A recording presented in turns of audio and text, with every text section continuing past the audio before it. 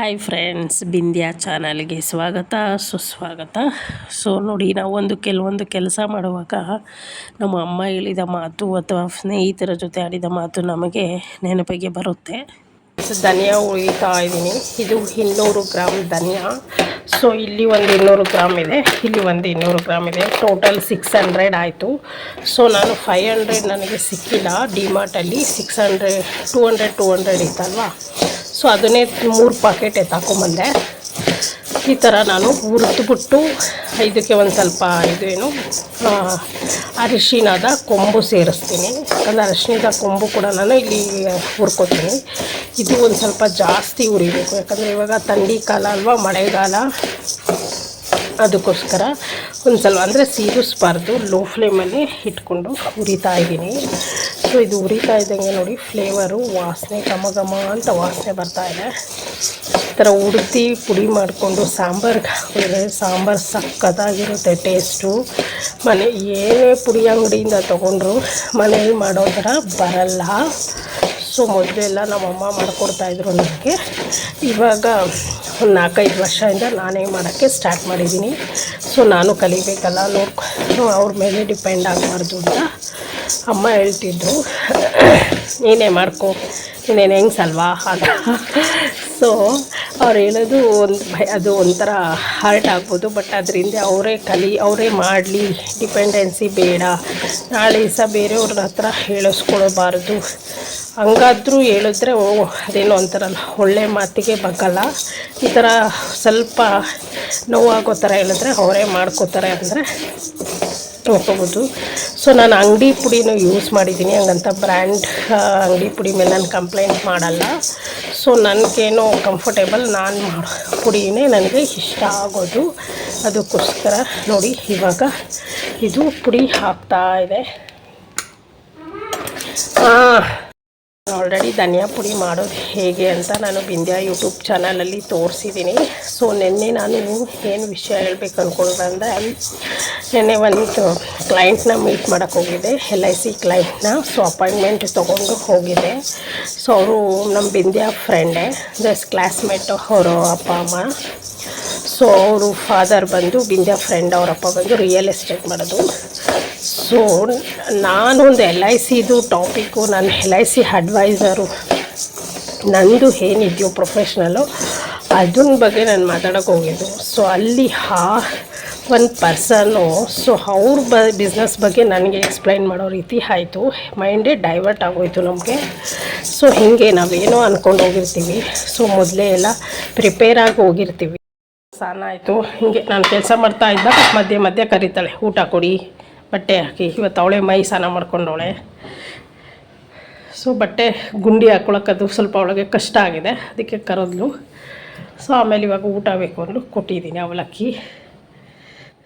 ಇವಾಗ ನೆಕ್ಸ್ಟು ನಾನು ಮುಂದೆ ಕೆಲಸ ಮಾಡ್ಕೊ, ಹಿಂಗೆ ಮಧ್ಯೆ ನನ್ನ ಕೆಲಸ ಹಿಂಗೆ ಡಿಲೇ ಆಗುತ್ತೆ ನೋಡಿ. ಹಿಂಗೆ ಇವಳಿಂದ ನನ್ನ ಕೆಲಸ ನಿಧಾನ ಆಗುತ್ತೆ ನೋಡಿ. ಅರ್ಶಿಣದ ಕೊಂಬ 2 ಹಾಕಿದ್ದೀನಿ. 600 ಗ್ರಾಮ್ ಧನಿಯಾಗೆ 2 ಅರ್ಶಿಣದ ಕೊಂಬ ಸಾಕು. ಸೊ ಅದು ಬಿಸಿ ಆಗುತ್ತೆ. ಆಮೇಲೆ ಮಿಷಿನ್ಗೆ ಹಾಕ್ಸೋದಲ್ವ, ಸೊ ಪುಡಿ ಆಗಿಬಿಡುತ್ತೆ. ಇದನ್ನೇನು ಪುಡಿ ಮಾಡಿ ಹಾಕೋ ಅವಶ್ಯಕತೆ ಇಲ್ಲ, ಹಂಗೆ ಹಾಕಿದ್ರೆ ಆಯಿತು. ಅವ್ರು ಇಷ್ಟೊತ್ತು ಮುಗ್ದೇ ಹೋಗ್ಬೇಕಾಗಿತ್ತು. ನಮ್ಮ ಬಿಂದ್ಯಾ ಮಧ್ಯೆ ಕೆಲಸ ಹೇಳ್ತಾ ಇರ್ತಾಳೆ ನನಗೆ, ಅವಳು ನೋಡಬೇಕು.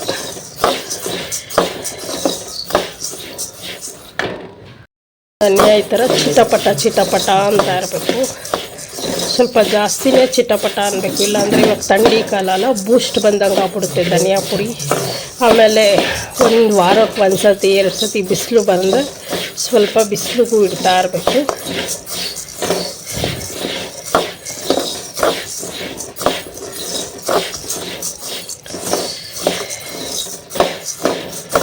ನೋಡಿ, ಕಲರು ಚೇಂಜ್ ಆಗಿದೆ. ಇದು 400 ಗ್ರಾಮ್ ಹುರಿದಾಯಿತು. ಇವಾಗ ಕೊನೆ 200 ಗ್ರಾಮ್ನ ಹುರಿತಾ ಇದ್ದೀನಿ ಅರಿಶಿಣದ ಕೊಂಬಾಕಿ. ಇದು ತಣ್ಣಗಾದಮೇಲೆ ಮಿಷಿನ್ಗೆ ಹಾಕ್ಸ್ಕೊಂಬರ್ಬೇಕು. ಇದು ನಾನು ಮಿಕ್ಸಿಲಿ ನಾನು ಪುಡಿ ಮಾಡಲ್ಲ, ಮಿಷಿನ್ಗೆ ಹಾಕ್ಸ್ಕೊಂಬರ್ತೀನಿ. ನೈಸಾಗಿರುತ್ತೆ. ಬಂದಿದ್ದಾಳೆ ನೋಡೋಕ್ಕೆ. ಈ ಬಾಕ್ಸ್ ಕಂಪ್ಲೀಟಾಗಿ 3/4 ಆಗಿದೆ. ಸೊ ಇದು 600 ಗ್ರಾಮ್ ಧನಿಯಾ. ಇದು ಫುಲ್ಲು ಇವಾಗ ಬಿಸಿ ಇದೆ, ತಣ್ಣಗಾಗಬೇಕು. ಇವಾಗ 12:30 ಇದೆ. ಸಂಜೆ ಹೋಗಿ ಬೀಸಿಸ್ಕೊಂಡು ಬರ್ತೀನಿ. ಇದ್ರ ಜೊತೆಗೆ ಅಕ್ಕಿ ತೊಗೊಂಡೋಗ್ಬೇಕು. ಎಸ್ ಇವಳು ಬರ್ತಾಳಲ್ಲ ಅದಕ್ಕೆ ನೋಡಿ. ನಾಳೆ ಸಾಂಬಾರು, ಬೇಳೆ ಸಾಂಬಾರಿಗೆ ಹೀರೆಕಾಯಿ, ನಾರಿನ ಅಂಶ ಇರುತ್ತೆ. ಧನಿಯಾ ಹುರಿದಾಯಿತು. ಸೊ ಇವತ್ತು ಭಾನುವಾರ ಅಲ್ವಾ, ಮೂರ್ತಿಯವರು ಮಟನ್ ತಂದಿದ್ದಾರೆ. ಅದು ಈ ಥರ ಬಾಕ್ಸಲ್ಲಿ ಹಾಕಿ ಕೊಟ್ಬಿಡ್ತಾರೆ ಶಾಪಲ್ಲಿ, ಮಟನ್ ಶಾಪಲ್ಲಿ. ನೋಡಿ ಎಳೆ ಮಟನ್ ಅಂದರು. ಸೊ ಇವಾಗ ಮಟನ್ ಸಾಂಬಾರು ಮಾಡಬೇಕು. ಆಯ್ತಾ, ಇದು ಒಂದು ಸ್ವಲ್ಪ ತರಿಸ್ಕೊಂಡೆ. ತುಂಬ ತಿನ್ನೋಕ್ಕಾಗಲ್ಲ ನನಗೆ ನೇರಳೆ ಹಣ್ಣು. ಇವಾಗ ಸೀಸನ್ ಅಲ್ವಾ, ನೇರಳೆ ಹಣ್ಣು ಸೀಸನ್ನು. ನಾವು ಸ್ಕೂಲ್ಗೆ ಹೋಗ್ತಾಯಿದ್ದಾಗ ನಮ್ಮ ಅಜ್ಜಿ ಮನೆ ರೋಡಲ್ಲೇ ಮರಗಳು ಇರ್ತಿತ್ತು. ಕಲ್ಲು ನೋಡಿದ್ವಿ, ಅದನ್ನು ಕೆಳಗಡೆ ಬೀಳಿಸಿ ಎತ್ಕೊಂಡು ಪೇಪರಲ್ಲಿ ಒರೆಸ್ಕೊಂಡು ಅಥವಾ ನೀರು ಬಾಟಲಲ್ಲಿ ನೀರಿದ್ದರೆ ತೊಳ್ಕೊಂಡು ತಿಂತಾಯಿದ್ವಿ. ಸೊ ಇವಾಗ ಅದೆಲ್ಲ ಹೋಯ್ತು. ಈಗಿದು ಇಷ್ಟೇ 25 ರೂಪಾಯಿ ಅಂತೆ ನೋಡಿ ನೇರಳೆ ಹಣ್ಣು. ಈ ಥರ ಸೀಸನಲ್ಲಿ ತಿಂದೆ, ತೊಳೆದು ಇಟ್ಟಿದ್ದೀನಿ ಆವಾಗಲೇ. ನೋಡಿ ಇದು ಒಂದು ಹಣ್ಣು ಇನ್ನೊಂದು ಹಣ್ಣು ಅಂಟ್ಕೊಂಡಿತ್ತಲ್ಲ ಅದರದ್ದು, ತುಂಬ ಚೆನ್ನಾಗಿದೆ ನೋಡಿ. ತೊಳೆದಿರೋ ನೀರೆಲ್ಲ ಹಂಗೆ ಇದೆ ಇನ್ನು. ಆಮೇಲೆ ಕೆಲವೊಂದು ದಿನಸಿಗಳು ಖಾಲಿಯಾಗಿತ್ತಲ್ಲ, ಹಾಗೆ ನೋಡ್ಕೊತಾ ಇದ್ದೆ. ಯಾಕಂದರೆ ಇನ್ನೇನು ಇವತ್ತು 28 ಆಯ್ತಾ ಬರ್ತಾಯಿದೆ. ಸೊ ಇನ್ನೇನು 1ನೇ ತಾರೀಕು ಹತ್ರ ಬರ್ತಾಯಿದ್ದಂಗೆ ರೇಷನ್ಗೆ ಹೋಗ್ಬೇಕಲ್ಲ. ಸೊ ಉಪ್ಪಿನ ಪುಡಿ ಖಾಲಿ ಆಗಿತ್ತು. ಸೊ ಅದನ್ನು ನೆಕ್ಸ್ಟ್ ಉಪ್ಪಿನ ಪುಡಿ ಇತ್ತು ನನ್ನ ಹತ್ರ, ಅದನ್ನು ಮತ್ತು ಇದು ಉಪ್ಪಿನ ಪುಡಿ ನಾನು ಪ್ಲಾಸ್ಟಿಕ್ ಡಬ್ಬದಲ್ಲಿ ಹಾಕ್ತೀನಿ. ಕಲ್ಲುಪ್ಪನ್ನ ನಾನು ಗಾಜಿನ ಬಾಟ್ಲಿಗೆ ಹಾಕ್ತೀನಿ.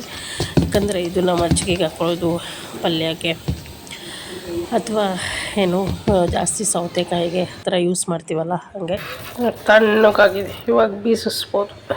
ಬಿಂದ್ಯಾ ಯೂಟ್ಯೂಬ್ ಚಾನಲ್ ಯಾರಾದರೂ ಈಗ ನೋಡ್ತಿದ್ರೆ ತಪ್ಪದೇ ಸಬ್ಸ್ಕ್ರೈಬ್ ಮಾಡಿ, ಪಕ್ಕದಲ್ಲಿರೋ ಬೆಲ್ ಐಕನ್ ಕ್ಲಿಕ್ ಮಾಡಿ, ಶೇರ್ ಮಾಡಿ, ಲೈಕ್ ಮಾಡಿ, ನಿಮ್ಮ ಕಾಮೆಂಟನ್ನು ತಪ್ಪದೇ ತಿಳಿಸಿ. ನಾನು ಹಾಕೋ ವಿಡಿಯೋ ಎಲ್ಲ ನಿಮಗೆ ನೋಟಿಫಿಕೇಷನ್ ಮೂಲಕ ಬಂದು ತಲುಪುತ್ತೆ.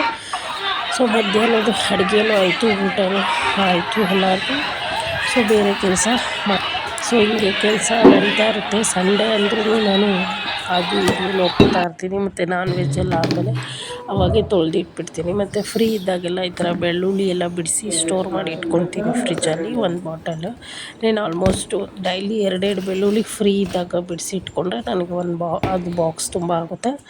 ಬೆಳ್ಳುಳ್ಳಿ ಪೇಸ್ಟ್ ಮಾಡೋಕ್ಕಾಗುತ್ತೆ. ಮತ್ತು ಮೂರ್ತಿಯವ್ರಿಗೆ ಸ್ವಲ್ಪ ಕೋಲ್ಡ್ ಜಾಸ್ತಿ ಆಗಿತ್ತು, ಅಂದರೆ ತಲೆಭಾರ, ನೆಗಡಿ ಅಂತ ಹೇಳಿದರು. ಅದಕ್ಕೆ ನಾನು ಚೆನ್ನಾಗಿ ಸ್ವಲ್ಪ ಬಿಸಿನೀರು ತಪ್ಪಲೆಯಲ್ಲಿ ಕಾಯಿಸ್ಬಿಟ್ಟು ಸ್ಟವ್ ಮೇಲೇ, ಗ್ಯಾಸ್ ಸ್ಟವ್ ಮೇಲೆ ಕ್ಯೂಬ್ ಹಾಕಿ ಕೊಟ್ಟೆ. ಅಂದರೆ ಅದು ಇದನ್ನು ಕೋಲ್ಡ್ಗೆ ಇದು ಅಂತಾರೆ, ಅದೇನೋ ನನಗೆ ಹೆಸರು ಗೊತ್ತಿಲ್ಲ. ತಲೆಭಾರ, ನೆಗಡಿಗೆ ಹಾಕಿ ಹಬೆ ತೊಗೊಂಡ್ರೆ ಹೋಗುತ್ತೆ ಅಂತ. ಆಮೇಲೆ ಆಮ್ಲೆಟ್ ಹಾಕ್ಕೊಂಡೆ. ನನಗೆ ಭಾನುವಾರ ಕಂಪ್ಲೀಟಾಗಿ ಮುಗೀತು. ಯಾಕಂದರೆ ಮೂರ್ತಿಯವ್ರಿಗೂ ಸ್ವಲ್ಪ ಹುಷಾರಿಲ್ಲ ಅಲ್ಲ, ಮನೆಯಲ್ಲೇ ಇದ್ವಿ, ಎಲ್ಲೂ ಹೋಗಿಲ್ಲ ನಾವು.